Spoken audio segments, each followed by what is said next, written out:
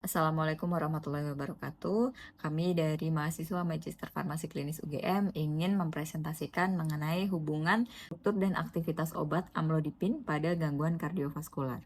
Ini anggota kelompok kami. Kemudian kasusnya adalah seperti ini. Pasien perempuan usia 72 tahun memiliki hipertensi, tekanan darahnya 160/90 mmHg, kemudian nadinya 50 bpm, kemudian sering merasa pusing terutama saat bangun dari duduk. Nah, karena pada pasien ini ada bradikardi, jadi tidak bisa menggunakan beta blocker dan non-dihidropyridin CCB. Jadi rekomendasi terapi pada pasien ini adalah amlodipin 5 mg bisa ditingkatkan hingga 10 mg tergantung toleransi dari pasien. Nah, pada presentasi kali ini akan diberikan penjelasan mengapa diberikan amlodipin dibandingkan obat yang lain berdasarkan hubungan struktur dan aktivitasnya. Selanjutnya yaitu terkait dengan tata laksana terapi hipertensi berdasarkan algoritma CNC8. Telah disebutkan sebelumnya bahwa pada pasien kasus ini adalah perempuan berusia 72 tahun. Nah, berdasarkan algoritma CNC8 ini, untuk pasien dewasa usia lebih dari 18 tahun dengan hipertensi, prinsip terapi awalnya adalah yang pertama yaitu melakukan modifikasi gaya hidup, yang kedua yaitu menetapkan target tekanan darah, dan yang ketiga yaitu memulai terapi obat sesuai algoritma. Pada kasus ini diasumsikan pasien tidak mengalami CKD maupun DM, sehingga target tekanan darah untuk pasien lebih dari 60 tahun yaitu di bawah 150/90. Dan kemudian untuk obat yang direkomendasikan yaitu golongan ACEI, ARB, diuretik tiazid, dan juga kalsium channel blocker baik secara tunggal maupun kombinasi. Nah, menariknya beta blocker tidak lagi menjadi lini pertama untuk terapi hipertensi. Apabila target tekanan darah belum tercapai dengan dua kombinasi obat tadi, beta blocker baru bisa ditambahkan. Untuk pemilihan terapi ini bisa dijelaskan melalui struktur activity relationship atau SAR berikut ini. Beta blocker seperti bisoprolol memiliki struktur dasar ariloksipropanolamin yang terdiri dari cincin aromatik, rantai oksinopropanolamin, dan gugus amina tersier. Struktur ini penting karena menentukan bagaimana obat berikatan dengan reseptor beta. Bagian yang paling berpengaruh terhadap selektivitas beta 1 adalah substituen pada cincin aromatik. Pada obat non-selektif seperti propanolol, cincin aromatiknya sederhana sehingga bisa masuk ke reseptor beta 1 maupun beta 2. Namun pada obat selektif seperti bisoprolol, ada substituen besar atau lebih poral di posisi para, sehingga strukturnya lebih cocok dengan kantong reseptor beta 1 yang lebih sempit. Inilah yang membuat bisoprolol menjadi kardioselektif. Rantai oksinopropanolamin dan amina tersier membantu orientasi molekul agar dapat membentuk interaksi optimal dengan reseptor beta, sehingga efek penghambatannya stabil dan kuat. Secara klinis, ketika reseptor beta 1 di jantung diblok, efek kronotropik dan dromotropik katekolamin akan hilang. Akibatnya denyut jantung turun, kontraksilitas berkurang, dan konduksi AV melambat. Namun karena beta blocker tidak memberikan vasodilatasi langsung, efek penurunan tekanan darahnya tidak sekuat obat seperti amlodipin. Karena itu beta blocker sangat bermanfaat pada kondisi jantung seperti pasca ACS dan gagal jantung, tetapi bukan pilihan utama pada hipertensi murni. Baik, saya akan menjelaskan mengapa verapamil tidak dipilih sebagai antihipertensi pada kasus ini. Verapamil merupakan kalsium channel blocker non-dihidropyridin yang memiliki struktur turunan fenilalkalamin.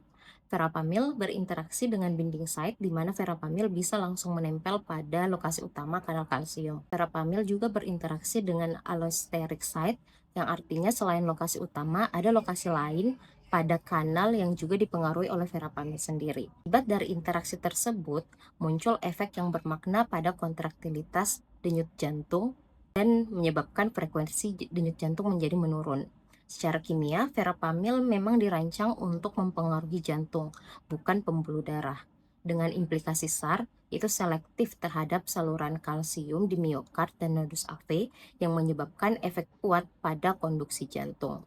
Adanya efek kuat pada konduksi jantung menyebabkan terjadinya bradikardi dan risiko blok AV yang merupakan keterbatasan dari penggunaan verapamil itu sendiri. Dari struktur verapamil ada inti difenil, yaitu dua cincin aromatik 3,4 dimetoksi dan rantai alkilamin yang menyebabkan blokade kuat atau kronotropik negatif dan dromotropik negatif yang menyebabkan bradikardia dan risiko blok AV, sehingga mengapa verapamil tidak dipilih sebagai antihipertensi pada kasus ini. Dari kasus yang diberikan, pemberian amlodipin memberikan beberapa manfaat terhadap kejadian kardiovaskular, antara lain yang kami highlight di sini. Salah satunya dapat menurunkan tekanan darah serta meningkatkan heart rate tanpa membuat bradikardi. Sementara verapamil di sini dapat memberikan efek pada penurunan heart rate, yang mana tidak cocok diberikan kepada pasien yang diketahui sedang mengalami bradikardi. Pada slide ini terlampir struktur implikasi SAR serta keunggulan klinis dari obat amlodipin. Adapun struktur activity relationship dari amlodipin yang berimpact secara klinis salah satunya ialah gugus amino alkil. Gugus tersebut berpengaruh pada salah satunya waktu paruh yang dimiliki oleh amlodipin, di mana amlodipin diketahui memiliki waktu paruh yang cukup panjang sekitar 30-50 jam, sehingga penggunaan obat ini cukup digunakan 1 kali sehari, dan gunakan obat ini dapat meningkatkan kepatuhan pasien dalam penggunaannya. Baik, saya akan menjelaskan tentang hubungan struktur dan aktivitas obat amlodipin pada gangguan kardiovaskular dilihat dari strukturnya secara spesifik. Yang paling pertama adalah posisi C4 cincin fenil atau cincin aromatik. Di mana cincin aromatik ini, di posisi ini sangatlah penting karena akan mempertahankan efek obat amlodipin. Apabila cincin ini diganti dengan cincin lainnya, seperti piridin, aktivitas obat amlodipin akan menurun dan dapat menjadi toksik. Selanjutnya adalah posisi C4 fenil, di mana terdapat substituen Cl pada posisi orto dan meta. Posisi klorin pada posisi yang tepat akan mempengaruhi aktivitas dari obat. Nah, substitusi Cl pada posisi orto meta ini akan mempengaruhi potensi karena kombinasi dari posisi ini akan menempatkan cincin fenil menjadi lebih stabil. Sedangkan pada posisi parah akan mengakibatkan aktivitas amlodipin menjadi menurun. Kemudian selanjutnya posisi yang penting adalah posisi N1. Nah, posisi N atom nitrogen ini tidak boleh dimodifikasi atau diganti karena akan mempengaruhi aktivitas dari amlodipin itu sendiri, di mana posisi ini akan membuat atom N ini akan membantu stabilisasi dari struktur amlodipin secara keseluruhan sehingga amlodipin mampu terikat pada reseptor di CA channel. Kemudian selanjutnya adalah posisi C3 dan C5 yang dimana terdapat gugus ester. Nah, gugus ini itu penting dalam aktivitas obat amlodipin karena berfungsi sebagai gugus penarik elektron sehingga mempengaruhi ikatan obat pada reseptor. Apabila gugus ester ini diganti dengan gugus lainnya, efek obat akan berubah atau bisa turun dan bisa berubah menjadi efek yang agonis. Kemudian selanjutnya posisi C3 dan C5 gugus ester ini juga harus tidak identik atau kiral, di mana apabila gugus ester ini posisinya sama persis akan mempengaruhi potensi dia dalam stereoselektivitas sehingga efek obat menjadi menurun. Yang terakhir adalah posisi C2 dan adanya gugus metil atau gugus yang besar. Gugus besar pada posisi ini akan mempengaruhi kepotenan dari amlodipin dan meningkatkan efek lipofilisitas dan kepolaran obat amlodipin, sehingga amlodipin dapat bekerja lebih lama karena akan memiliki T-setengah yang panjang. Selanjutnya ini merupakan tabel dari farmakokinetik obat amlodipin di mana di dalamnya terdapat beberapa parameter farmakokinetik. Yang paling pertama adalah log-P. Log-P di sini menunjukkan bahwa amlodipin ini cukup lipofilik sehingga mempengaruhi absorpsi obat amlodipin yang lebih baik dan distribusi obat amlodipin yang lebih luas.